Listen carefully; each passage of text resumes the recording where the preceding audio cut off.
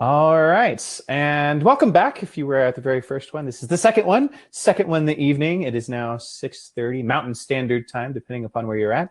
And I'm actually here with an old coworker of mine in a completely different capacity. So it's so fun to be able to kind of catch up and see where everyone's been going to. But this is Matthew. Matthew, go ahead and introduce yourself. Hi, I'm Matt Giron. Uh, like you said, I've known CJ for quite a while, and we met on quite a different capacity. We were both waiters. We Oh wore yeah, back. aprons.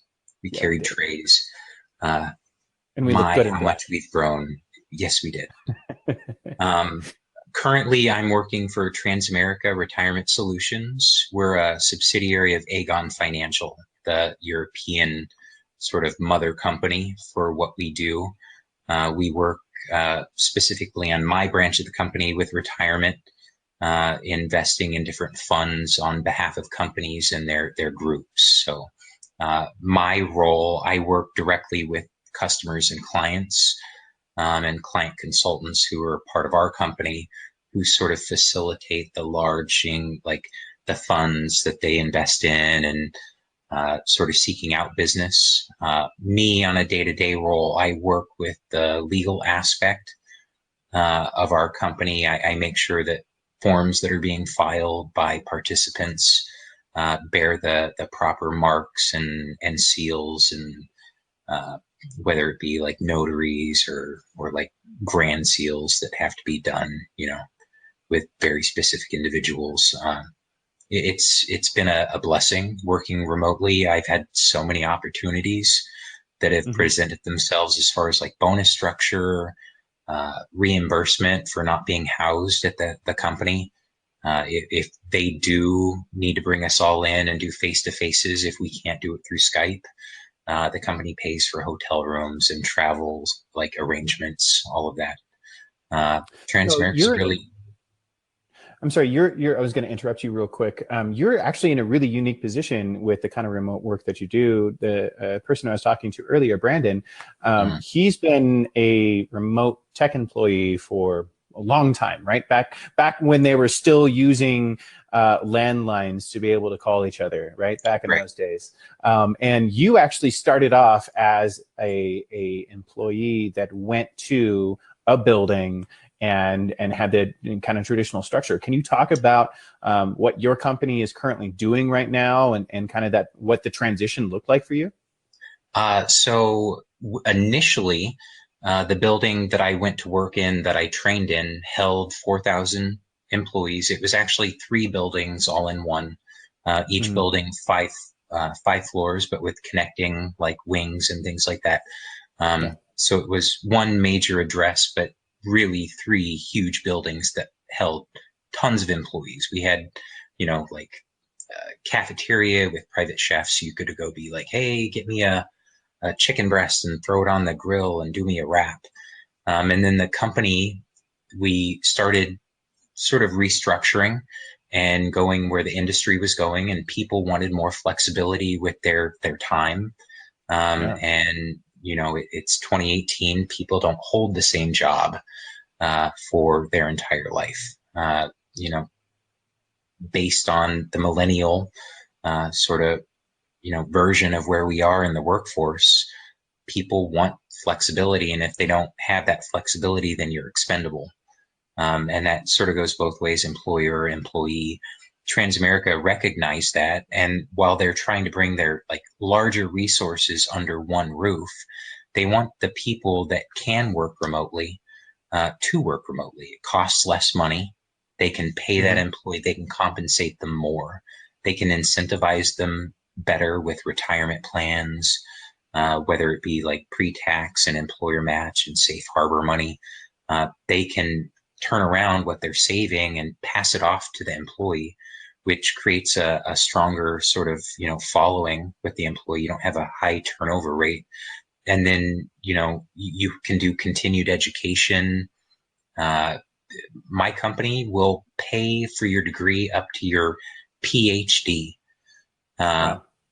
but it has to be done online. If you can get a PhD online, they'll pay for it. But if you want, how many ever thousands of dollars they pay at Harvard or wherever to get your, doctorate.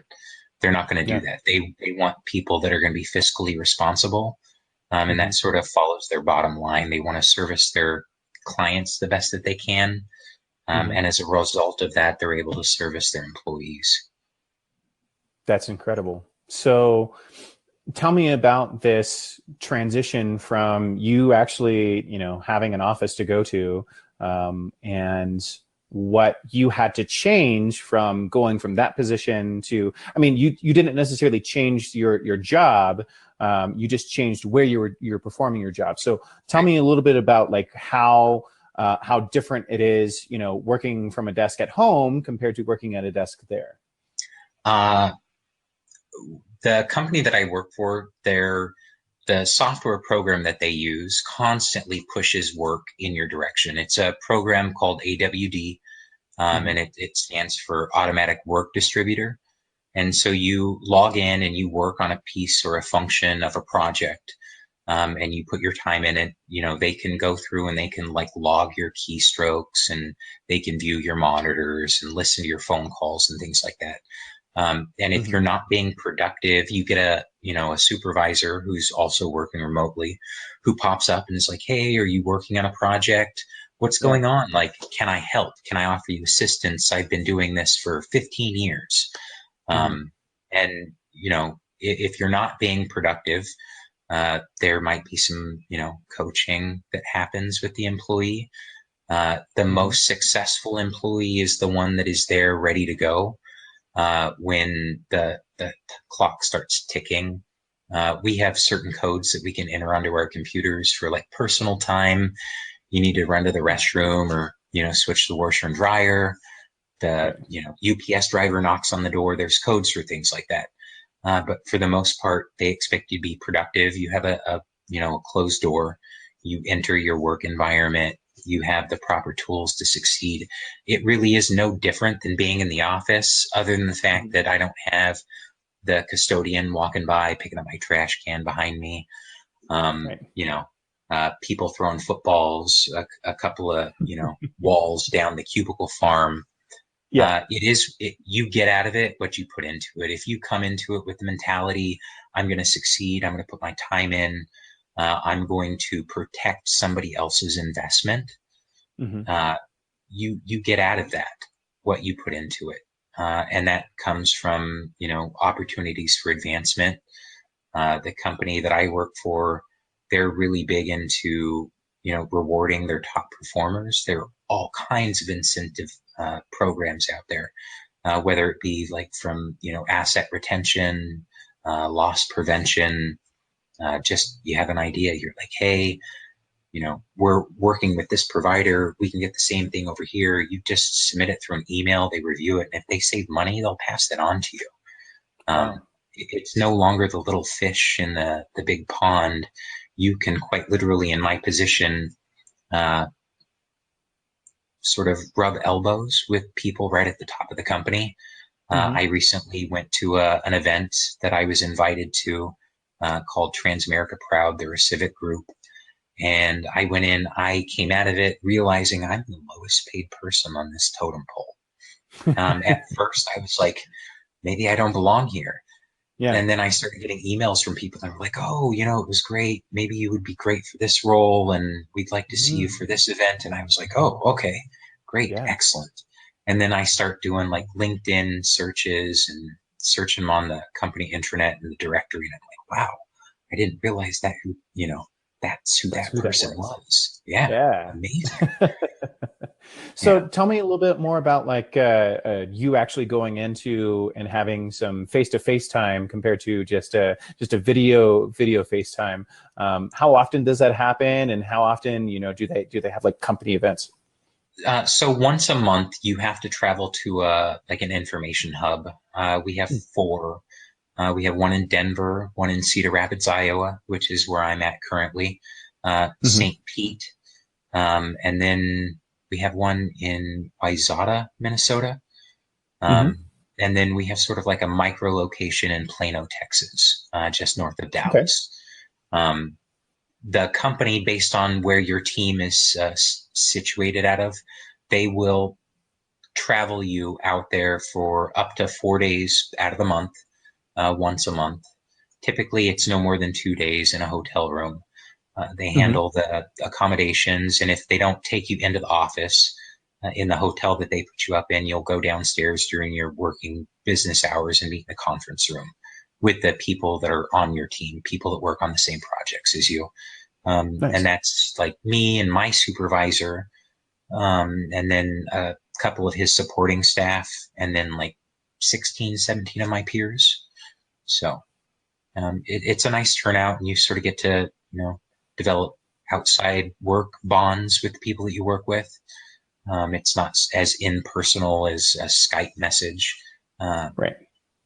we have the ability to do video, but just for efficiency purposes, we don't always use the video option. Um, you can multitask better without having to give somebody your full attention. Right. Right.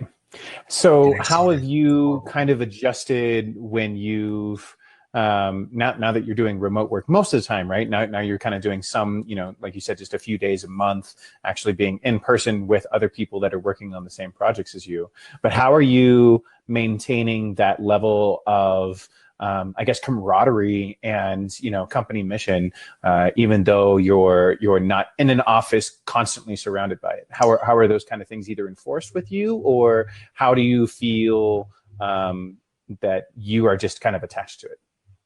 You know, my personal thing with the like handheld devices and outside distractions, I Hmm. have a personal phone and I also have a work phone. My personal phone, when I'm ready to go to work, I slide it up underneath the pillow on my bed, and then I go into my office and everything's great. Um, if you really need to get a hold of me, you can hit me up with an email, and I'm just as responsive as that. I think Hmm. everybody in my personal life is pretty aware of that. Yeah. So what about like the kind of relationship in between you and your coworkers? How does being remote kind of affect those kinds of relationships? You're still on mute. Oh, there you go. Perfect. We communicate the same way that we did in the office. We were Okay. so spread out. There was sort of like a flow that went in the office so that managers could touch like certain groups of people. Hmm. When I was in the office, I had members of my team that were, 2 floors above me, 2 floors beneath me. We weren't necessarily within like shouting distance of each other. Right. Um, that was never really the case. The 16 weeks of training, we were all in the same general area and we moved around like a herd. But out of training, we sort of went to our respective areas. Not only did they focus on where we were as an individual within the company, we had Hmm. what was called a learning journey, and then we had mentors within the company. So you sort of set uh, from the very beginning an expectation for yourself and personal goals for what you expected for yourself out of the company.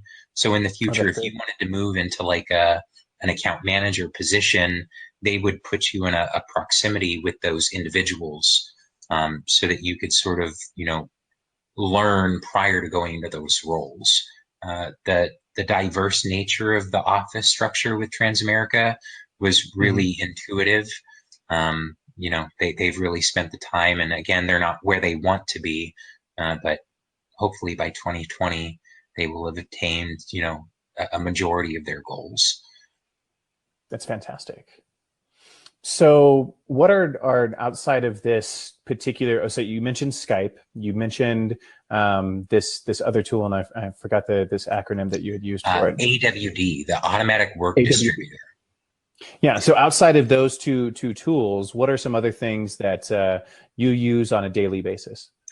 So when I first go in, before my clock starts ticking for the day, I log into my Hmm. computer, I check my emails. We have a little program that you log in through our like cloud-based service called Aspect. And over the night, from the time that you've logged out until the time that about 45 minutes before you're supposed to clock in, Hmm. There are algorithms that base your performance and sort of figure out your day based on like company volume demand, how many participants or sponsors for a particular investment or firm or financial institution you'll come into contact with. Right. Um, they run this great sort of program, and it sets the pace for you as a day. You Yeah. log into Aspect, and it gives you a ballpark figure for when you should be taking breaks and personal time. And of course, like your lunches typically are scheduled within the same like sliding block of 45 minutes every day.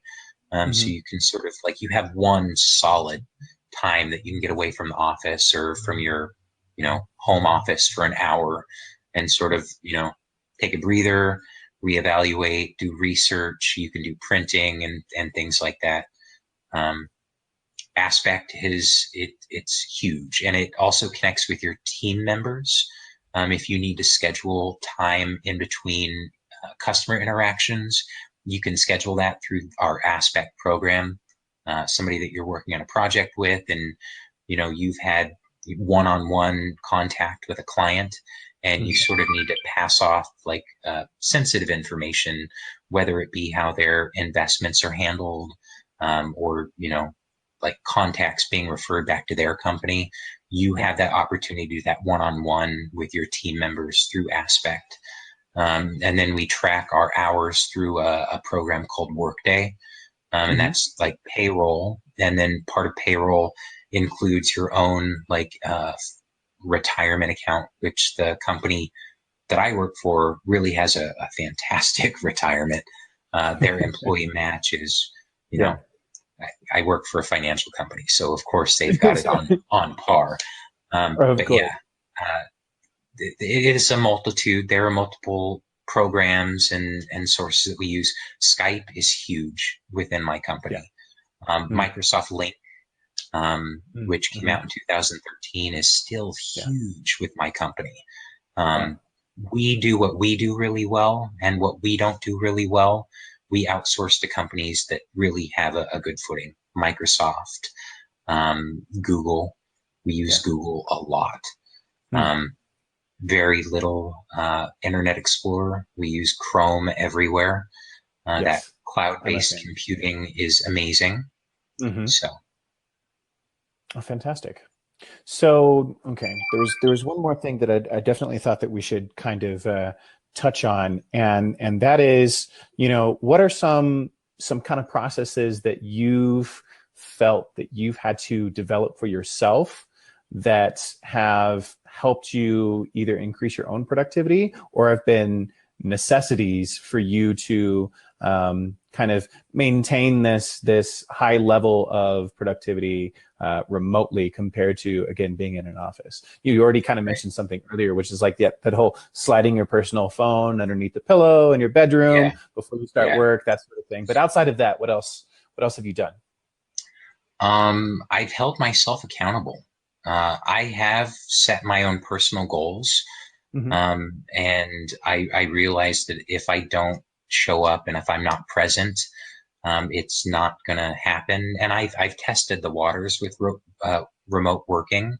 Hmm. Back in 2014 in Austin, Lyft, rideshare company, Yeah. launched, and I did marketing and driving for them. Hmm. The marketing aspect of that industry was much more lucrative at the time. Right. And initially I thought, oh, I'm going to do this full time. I'm going to do great. These people are making, like $1,900 a week. And Yeah. I sort of bit off more than I can chew. I didn't have the discipline, and they didn't have the infrastructure in place to hold me accountable. Um, and I mean, it's been a little bit of trial and error and sort of self-discovery as far Hmm. as that goes. When I close the door is closed. I don't, I might commute to my office in a pair of slippers, but I get up and I have coffee and breakfast and unload and reload the dishwasher and get the laundry going before I'm in the office. I'm not hitting the, snooze or the dismiss button on my phone 5 minutes before I go to the office. Like my day is up and going. Yeah. I'll, if weather permitting, go for a bike ride or a run. If not, there's a treadmill in the basement, which isn't as fun, but it's there. And you got to live a healthy life. Um, Hmm. I think that's the most important. You have to have some sort of regularity. You've got to go to bed at the right time. If I had tried this, you know, 10 years ago, wouldn't have worked for me. There were nights I There is was in no bed way. at 7 p.m. and then there were Yeah. nights that I was in bed at 7 a.m. Hmm. Um, Hmm. and it just, you have to have a sense of personal responsibility. Um, I sort of verbalized that with the people that I was around that, these are my expectations. And Hmm. uh, unfortunately, if it hurts your feelings, I'm sorry. If I leave your kid's birthday party at 8 o'clock at night, it's because I have to be up, at 4 o'clock in the morning. And, Yeah. I make good money and I'm happy. So, how are some of the ways that, you kind of already talked about how the company keeps you accountable, but how do you hold yourself accountable to those same standards? I I focus on what's sort of been set in front of me. There is Hmm. a set level of expectation. Again, I said getting rid of personal devices. If I have a TV on, it's because I'm mirroring a computer screen. I don't have CNN running in the background anymore. Yeah. I used to think that was amazing. I'm just going to Yeah. run CNN on my, 6 foot projection screen TV. Very distracting. I've got to stay focused. And if it's not business related, it's not around me. Good. I don't let the cats in the room. I don't carry the house phone into my office. So that's pretty much it for our 20 minutes. But I did want to give you the opportunity at the very end, if someone was either an employee looking to go remote or an employer looking to have employees in this kind of situation, what kind of advice or tips do you think that you would give them and going into this remote kind of work situation? The company that I work with, they have sort of like a trial and error program. You go in and they'll try you out. And you don't, if you don't perform or you don't have what it takes to pass the initial tests, right now Mhm. we will hire you from home. You don't have to go into the office. And within 5 weeks, they'll know based on your level of attention if it's going to be a good fit. And there's like no hard feelings. Mhm. They have training programs and sort of uh, tools available to self-evaluate and see if you would be a good match for the company. Mhm. Huge opportunities. Again, we're making huge changes in the way that we tackle the workforce and individual projects and group projects. If you have a desire to do more than just commute to and from work, uh, consider it. If nothing, reach out and, put your resume out there. Uh, get on board with a recruiter, and a recruiter will be brutally honest with you. They were brutally honest with me. They didn't sugarcoat anything. And I was really concerned going into it. I was like, oh no, am I going to Yeah. be able to meet this company standards? Yeah. And it was just a really good fit. I mean, I couldn't be more happy. That's perfect. Well, that's it. I'm going to go ahead and say thank you so much for being here Thank you, just CJ. kind of doing this really unique aspect of remote work so far. I have not heard of someone coming from your kind of situation of starting off in this position, then going remote for a company in this kind of industry. So this is really fascinating. Thank you so much. Yeah, And absolutely. and I'm going to say goodbye to everyone. I'll let you say goodbye to everyone, and then I'll stop the recording. It was so nice meeting you all. CJ, it was good seeing you, brother. Likewise. Appreciate it, man. And